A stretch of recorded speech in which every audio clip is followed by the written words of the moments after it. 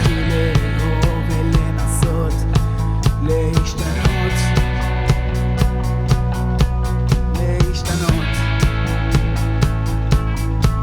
אני רוצה להתחיל להתמקד בעצמי ולא לתת לדברים מסביבי לשנות אותי.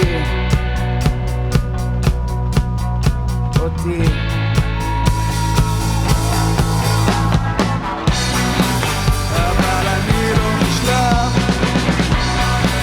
אבל אני לא מושלם, אבל אני לא מושלם, אבל אני לא מושלם.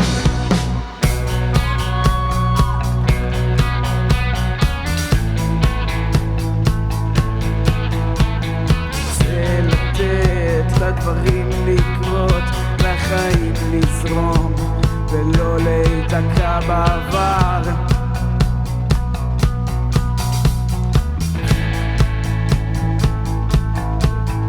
אני רוצה להסתכל מהצד ולא לקנא עד כמה כולם מתנהגים אותו דבר, אותו דבר.